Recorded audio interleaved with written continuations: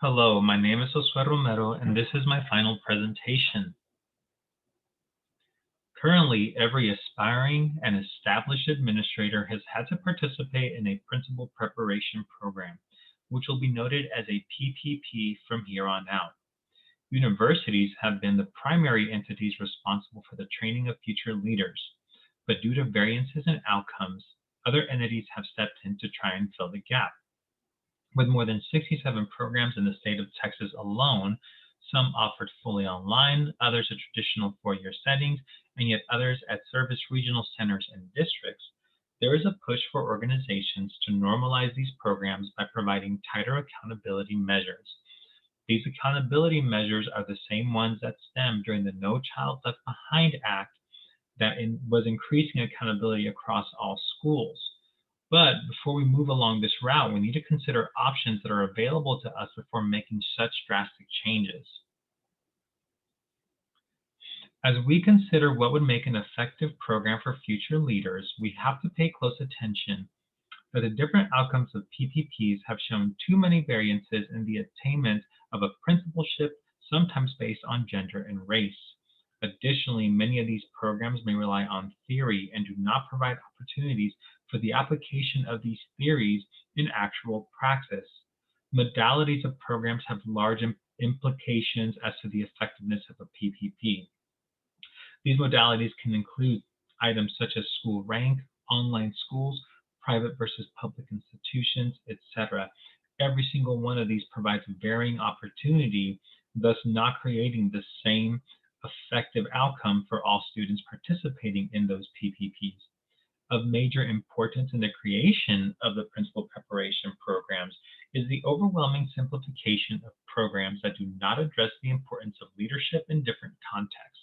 Thus, a blanketed approach is being given to leaders that may not hold any merit once they find themselves in a particular context that is not in their wheelhouse. This lack of preparation is making it harder for first-year leaders to effectively perform their role. With such variation in how to prepare a leader, I wish to explore what current practitioners feel are the most appropriate skills to learn and practice in order to determine if PPPs are keeping aligned with current issues and are adapting to the needs and demands of the roles. As a first-generation college graduate male, I have had 12 years of experience, with 6 of them in leadership experiences in various settings, which include Dallas ISD, Richardson ISD, and Lovejoy ISD. Every one of these organizations has provided me specific lenses in which I have had the opportunity to lead, but have had to also greatly adapt depending on the needs of the district and community. Additionally, as I start my 7th year in leadership, I will be making impacts at the high school level. Thus, it is my personal goal then to understand which skill sets make a capable leader as I continue to pursue the role of the principalship. My personal biases include that knowing that race can have either a positive or negative effect towards obtaining leadership positions, and that certain skills that I may not see as appropriate should not be diminished throughout this process. In reviewing some of the current literature, it is important to note that if PPPs continue to not have better outcomes, the pressure towards a more unified or standardized PPP could build more momentum than it already has. Additionally, PPPs should serve to have individuals prepared both for the assistant principal role and that of the principalship. This could serve as a bridge between both positions, and adequate training could be provided when those transitions are being ready to be made. With this in mind, PPPs are having difficulty in addressing the difficulties of the transition from the AP role to that of the principalship, and how to teach the necessary skills for an easier transition. Lastly, context determines how one leads, and thus context, whether it's inner city, suburban, rural, deserves to be explored in order to shape PPPs to better meet the needs of leadership in particular settings. Some takeaways as we look at unified PPPs. Findings demonstrate that outcomes are not uniform across participants, and even so, the current structure of these PPPs demonstrate that it doesn't make a difference to those individuals participating in them. In other words, most participants find their experiences as adequate and rate their programs as favorable. The research thus then says that we need to consider more non-traditional programs that are going to go beyond the classroom setting and have a whole lot more application-based focus. As leaders assume new roles, new learning occurs, but too often they are entering new positions without that knowledge that would serve them well. What many novice leaders experience is that when they are asked to do things new to them in the principal role, they have either not have had exposure to it or were unaware that such programs or laws or implications even existed in the current practice. This lack of knowing leads many first year leaders to make mistakes that could have been avoided. Thus, before assuming the principalship, new leaders need to have socialization in the learning, which requires mentorship and coaching before assuming the role. Lastly, once syllabus is set for these programs, many times they do not adapt, and many of the learned skills in the PPPs can become obsolete once the person enters the field. So once again, the push becomes for more application-based opportunities so that we are staying current with the necessary practices that the role requires.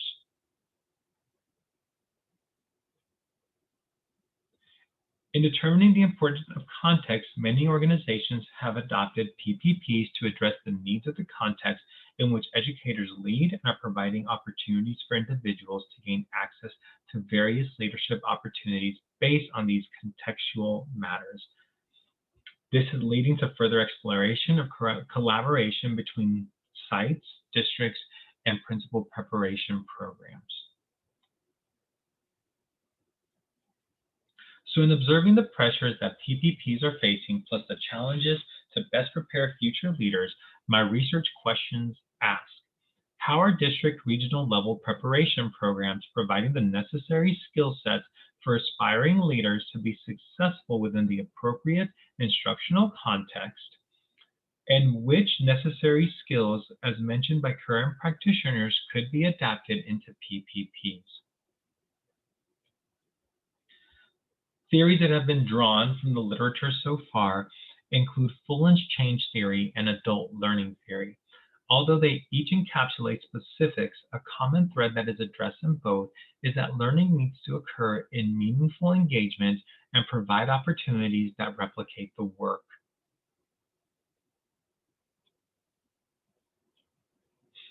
My proposed methods will have me placing my research context at the Region 10 Service Center, as this is the regional service center for my current district plus many of the immediate districts. Another reason for this service center is because they are currently operating their own PPP based on the necessary skills for assistant principals. Although the center's program is for the assistant principal, I will choose to engage with current principals with less than 5 years of experience, and if possible, an individual of the service center's PPP. What will be important is that each principal will be selected from particularly different settings. This will be a multi-case study and program evaluation design and will be bound to a specific group of principals. The case study design will be insightful in order to make program evaluation suggestions, if any. In looking at my data collection, semi-structured interviews will be utilized as well as artifacts from the PVP will be reviewed. In order to also gauge skills before the interviews are conducted, I have considered using a Likert scale, which will include an other category to give the participant an opportunity to express any additional skills. If used, this Likert scale will assist me in identifying frequencies of skills, which will help to bolster the skills that will be obtained from the interviews and also highlight any other skills that I may have not thought of. Participation recruitment will be targeted as my experiences in previous districts have given me the opportunity to know which leaders in specific contexts fit the criteria of less than 5 years of experience. I will cease to collect data when either my goal number of participants has been met When enough context evidence has been collected, specifically to the areas in which leaders are leading, and when no additional recommendations can be made. Data analysis. I plan to start with initial coding in order to get a general breakdown of skills that could be considered as major and minor. Within this, I also plan to utilize values coding in order to gain necessary understanding of the belief systems of the skills identified by the practitioners. Axial coding will then be utilized in order to gain a deeper understanding of particular skills and importance to the leadership role, as well as coding within the PPP artifacts. Since I will be coding responses for skill sets, and I will also have specific context to analyze, as well as an evaluation of a program, I plan to use in vivo software. If I decide to utilize Likert scales, then SPSS may need to be utilized for frequency data collection. To assist with the validity of my study, I plan to use triangulation by checking to see if the skills match up in the context, in the individuals interviewed, and also in the PPPs. I want to engage in member checking as implications could be made towards the betterment of leadership programs, and I want to address my positionality to make sure I am not addressing any bias in my study. Finally, in order to go beyond catchphrases and terms, I wish to utilize this thick description in order to capture what each skill means to that individual. Here are my list of references. Thank you for your time.